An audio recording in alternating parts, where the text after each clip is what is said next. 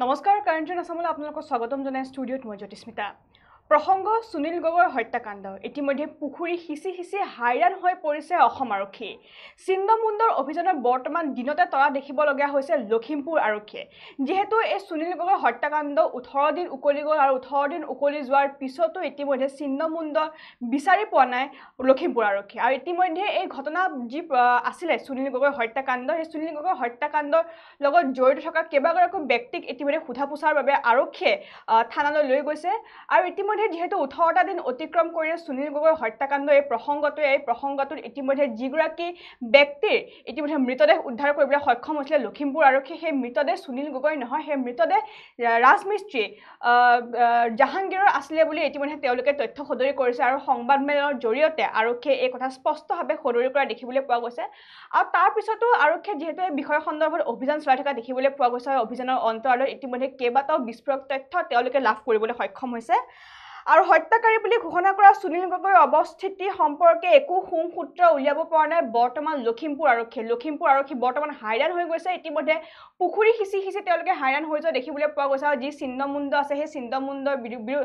চিন্নমুণ্ডৰ বাবে ইতিমধ্যে তেওঁলোকে অভিযান চলাই থকা দেখিবলৈ পোৱা গৈছে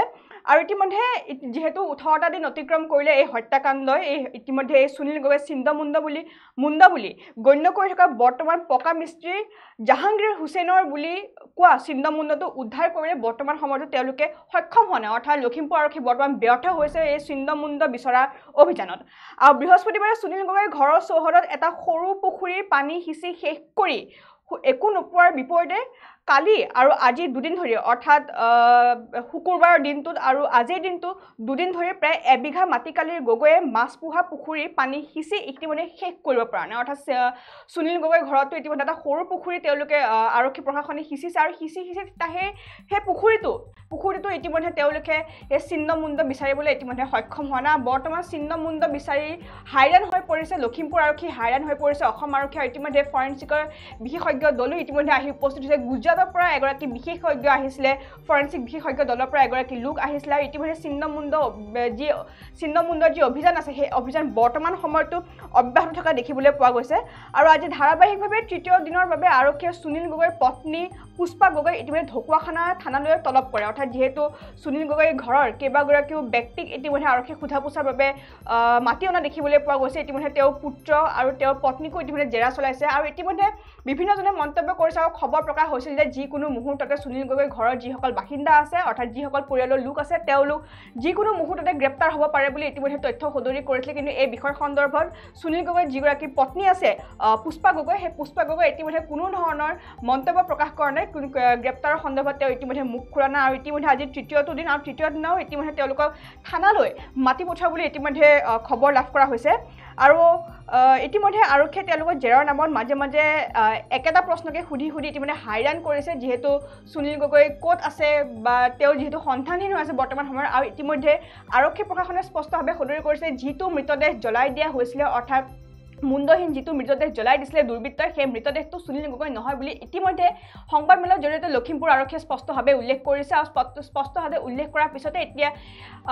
ৰাজ্যৰ এই বিষয়টোক লৈ এতিয়া তুলপাৰ লগা দেখিবলৈ পোৱা গৈছে চাঞ্চল্যৰ সৃষ্টি হৈছে আচলতে ক'ত আছে সুনীল গগৈ বিষয় সন্দৰ্ভত ইতিমধ্যে বিভিন্নজনে বিভিন্ন ধৰণৰ মন্তব্য প্ৰকাশ কৰিছে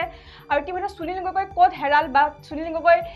এই ঘটনাত যদি জড়িত হৈ আছে এই ঘটনাৰ অন্তৰালত আৰু কোন লোক জড়িত হৈ আছে আৰু ইতিমধ্যে পুত্ৰ সুনীল গগৈৰ যিগৰাকী পুত্ৰ আছে সেই পুত্ৰই ইতিমধ্যে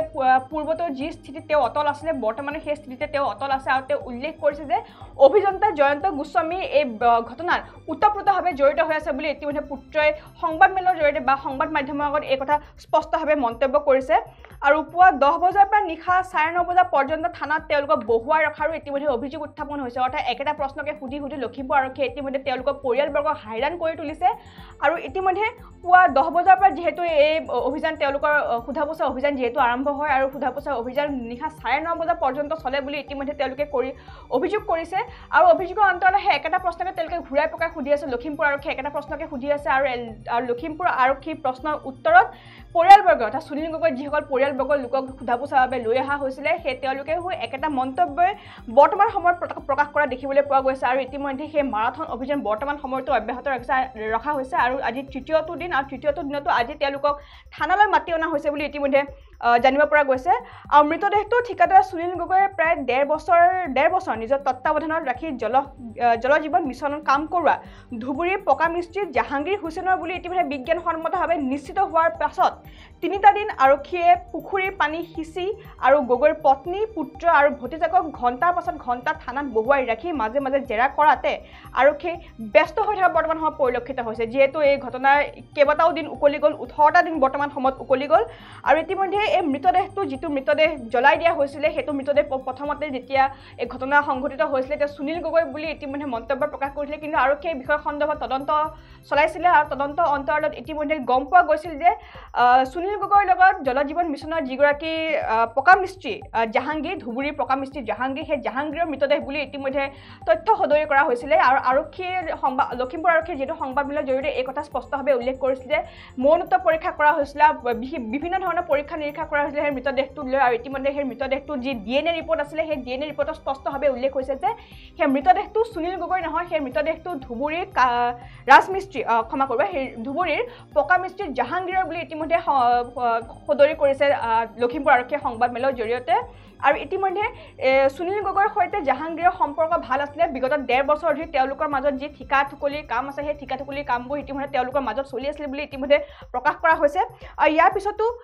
বিজ্ঞানসন্মতভাৱে ইতিমধ্যে যিহেতু এই কথা প্ৰকাশ কৰা দেখিবলৈ পোৱা গৈছে আৰু ইয়াৰ পিছতো 3টা দিন ধৰি ইতিমধ্যে আৰক্ষীয়ে সুনীল গগৈৰ পৰিয়ালবৰ্গৰ লোকক ইতিমধ্যে অভিযান চলাই তেওঁলোকৰ বিৰুদ্ধে সুনীল গগৈৰ বিৰুদ্ধে তেওঁলোকে কৈ বা বিভিন্ন ধৰণৰ প্ৰশ্নৰ সন্মুখীন হ'ব লগা হৈছে সুনীল গগৈৰ পৰিয়ালবৰ্গই বৰ্তমান সময়ত আচলতে ক'ত হেৰাইছে বৰ্তমান ক'ত আছে সুনীল গগৈ আৰু এতিয়া এই বৰ্তমান সময় এইটো এটা বৃহৎ প্ৰশ্নত ৰূপান্তৰিত হোৱা দেখিবলৈ পোৱা গৈছে আৰু মুখ্যমন্ত্ৰীগৰাকীয়েও সদৰি কৰিছে যে এই পূৰ্বতে সদৰি কৰিছিলে যেতিয়া DNA ৰিপৰ্ট প্ৰকাশ হোৱা নাছিলে আৰু মুখ্যমন্ত্ৰীগৰাকীয়েও স্পষ্টভাৱে উল্লেখ কৰিছিল যে সেই যিটো মৃতদেহ উদ্ধাৰ কৰা হৈছে সেই মৃতদেহটো 100% সুনীল গগৈ নহয় বুলি ইতিমধ্যে তেওঁ মন্তব্য কৰিছিলে মুখ্যমন্ত্ৰীগৰাকীয়ে আৰু মুখ্যমন্ত্ৰীগৰাকীয়ে মন্তব্য কৰা সেই কথাটোৱে অৱশেষত সত্য ৰূপত প্ৰমাণিত হৈছে আৰু ইতিমধ্যে লখিমপুৰ আৰক্ষীয়ে সংবাদমেলৰ জৰিয়তে এই কথা স্পষ্টভাৱে উল্লেখ কৰিছিলে আৰু ইয়াৰ উপৰিও ঢকুৱাখানাত থকা জাহাংগীৰৰ ভায়েক জাহিদুলে এতিয়া নিৰাপত্তাহীনতাত ভুগি নিজে আৰক্ষীৰ নজৰত দিন কটাইছে বৰ্তমান নিৰাপত্তাহীনতাত ভুগিছে জাহাংগীৰৰ পৰিয়ালবৰ্গৰ আৰু ইতিমধ্যে জাহাংগীৰৰ ভায়েক জাহিদুলে এতিয়া নিৰাপত্তাহীনতাত ভুগি আৰক্ষীৰ নজৰত দিন কটাবলগীয়া হৈছে আৰু জানিব পৰা মতে তাৰ হাতত চলিবলৈ ধনৰ অভাৱ আৰু কোনেও ভাড়াত কাম দিব বিচৰা নাই ইতিমধ্যে জাহিদুলো বৰ্তমান নিৰাপত্তাহীনতাত ভুগিছে যিহেতু তেওঁ ককায়েক যিগৰাকী জ্যেষ্ঠ ভাতৃ আছিলে জাহাংগীৰ সেই জাহাংগীৰ বৰ্তমান মৃত্যুমুখত পৰিছে আৰু ইতিমধ্যে যিগৰাকী লোকৰ মৃতদেহ উদ্ধাৰ কৰা হৈছিলে সেই মৃতদেহটো জাহাংগীৰৰ আছিল বুলি ইতিমধ্যে বিজ্ঞানসন্মতভাৱে আৰক্ষীয়ে সংবাদমেলৰ জৰিয়তে প্ৰকাশ কৰিছে আৰু ইয়াৰ উপৰিও পৰিয়ালৰ লোকে জাহিদুলৰ ককায়েকৰ জানাজা সম্পন্ন কৰিবলৈ জাহাংগীৰৰ মৃতদেহৰ কোনো এটা অংশ নিবলৈ কৈছে যদিও আৰক্ষীক খাটনি ধৰি এই দিশত অলপো আগবাঢ়িব পৰা নাই অৰ্থাৎ আৰক্ষী প্ৰশাসনে কোনো ধৰণৰ ইতিমধ্যে জানাজা সম্পন্ন কৰিবলৈ কোনো ধৰণৰ দেহৰ যিসমূহ অংগ আছে বা যিসমূহ মৃতদেহৰ যিকোনো এটা অংশ নিবলৈ ইতিমধ্যে তেওঁলোকে আৰক্ষীক কাষ চাপিছিলে কিন্তু আৰক্ষীয়ে এই বিষয়ত কোনো ধৰণৰ জাহাংগীৰৰ পৰিয়ালবৰ্গৰ লোকক সহায় কৰা নাই বুলি ইতিমধ্যে মন্তব্য উত্থাপন কৰিছে আৰু ইয়াৰ এনেদৰে অনুসন্ধান আৰু তদন্তৰ কোনো ফলাফল নেদেখাকৈ আৰক্ষীয়ে আৰু কিমান দিন পাৰ কৰিব বুলি ঢকুৱাখানাৰ দল সংগঠনসমূহেও ইতিমধ্যে প্ৰশ্ন উত্থাপন কৰে যিহেতু 18টা দিন অতিক্ৰম হ'ল আৰু 18টা দিন অতিক্ৰম হোৱাৰ পিছতো আৰক্ষীয়ে বৰ্তমান কোনো এটা সিদ্ধান্তত উপনীত হ'ব পৰা নাই না সুনীল গগৈক তেওঁলোকে উদ্ধাৰ কৰিবলৈ পাৰিছে না চিহ্নমুণ্ড তেওঁলোকে উদ্ধাৰ কৰিবলৈ পাৰিছে বৰ্তমান এটা বৃহৎ শূন্যত ৰূপান্তৰিত হৈছে বৰা লখিমপুৰ আৰক্ষী আৰু ইতিমধ্যে এটা দুটাকৈ 18টা দিন অতিক্ৰম হ'ল এই সুনীল গগৈ হত্যাকাণ্ডৰ প্ৰসংগ আৰু ইতিমধ্যে এই প্ৰসংগ বৰ্তমান সময়তো অব্যাহত আছে আৰু পুখুৰী সিঁচি বৰ্তমান হাইৰাণ হৈ গৈছে লখিমপুৰ আৰক্ষী বৰ্তমান পুখুৰী সিঁচি হাইৰাণ হৈ যোৱা দেখিবলৈ পোৱা গৈছে আৰু ইতিমধ্যে দল সংগঠনসমূহেও এতিয়া অসম আৰক্ষী তথা লখিমপুৰ আৰক্ষীৰ ওপৰত প্ৰশ্ন উত্থাপন কৰা দেখিবলৈ পোৱা গৈছে আৰু শূন্যত তেওঁলোকে গদা ঘূৰাইছে বুলি ইতিমধ্যে মন্তব্য প্ৰকাশ কৰিছে দল সংগঠনসমূহে আৰু ইয়াৰ উপৰিও জুনমণি ৰাভাৰ ঘটনাৰ দৰে সামৰণি পৰিব নেকি সুনীল গগৈৰ এই হত্যাকাণ্ডৰ প্ৰসংগ অৰ্থাৎ সুনীল যেনেদৰে জুনমণি ৰাভাৰ যি ঘটনা সংঘটিত হৈছিলে হত্যাকাণ্ডৰ ঘটনা সংঘটিত হৈছিলে কিন্তু অৱশেষত সেই ঘটনা যিহেতু CBI তদন্ত কৰিলে CBI তদন্ত অন্তৰালত ইতিমধ্যে সেই জুনমণিৰ যি ঘটনা সংঘটিত হৈছিলে সেই ঘটনাটো ইতিমধ্যে এক দুৰ্ঘটনা বুলি ইতিমধ্যে তেওঁলোকে চিলমোহৰ লগালে আৰু ইতিমধ্যে ইয়াৰ পিছতে যিহেতু 18টা দিন অতিক্ৰম হ'ল 18টা দিন অতিক্ৰম হোৱাৰ পিছতো সুনীল গগৈৰ যি চিহ্নমুণ্ড আছে যিটো সকলোৱে মন্তব্য কৰিছে বা আমি যদি কওঁ জাহাংগীৰৰ যি চিহ্নমুণ্ড আছে সেই চিহ্নমুণ্ড বৰ্তমান সময়তো আৰক্ষীয়ে অভিযান চলাই হাইৰাণ হৈ পৰা দেখিবলৈ পোৱা গৈছে বৰ্তমান দিনতে তৰা দেখিব লগা হৈছে লখিমপুৰ আৰক্ষী তথা অসম আৰক্ষী আৰু ইতিমধ্যে জোনমণি হত্যাকাণ্ডৰ দৰে সামৰণি পৰিব নেকি সুনীল গগৈৰ হত্যাকাণ্ড প্ৰসংগ ইতিমধ্যে ইয়াক লৈ বিভিন্নজনে বিভিন্ন ধৰণৰ প্ৰশ্ন উত্থাপন কৰা দেখিবলৈ পোৱা গৈছে বৰ্তমান কিন্তু বিশেষভাৱে হাৰাশাস্তি কৰিছে ইতিমধ্যে সুনীল গগৈৰ পৰিয়ালবৰ্গৰ লোকক অৰ্থাৎ পৰিয়ালবৰ্গৰ যিসকল তেওঁৰ পত্নী বা পুত্ৰ বা ভতিজাকক ইতিমধ্যে দিন ৰাতি মাৰাথান অভিযান চলাই একেটা প্ৰশ্নকে তেওঁলোকক ঘূৰাই পকাই সুধি থকা হৈছে বুলি ইতিমধ্যে তেওঁলোকে অভিযোগ উত্থাপন কৰিছে কিন্তু ইয়াৰ অন্তৰালত আৰক্ষী কি পৰ্যায়ৰ শেষত উপনীত হ'ব ইয়াক লৈ বিভিন্নজনৰ মনত প্ৰশ্ন উত্থাপন হোৱা দেখিবলৈ পোৱা গৈছে আৰু এই ঘটনাৰ শেষ ক'ত হ'ব এই ঘটনাৰ উত্তৰ অৱশেষত কি লাভ কৰিব আৰক্ষীয়ে ইয়াক লৈ এতিয়া বিভিন্নজনে মন্তব্য প্ৰকাশ কৰা দেখিব পোৱা গৈছে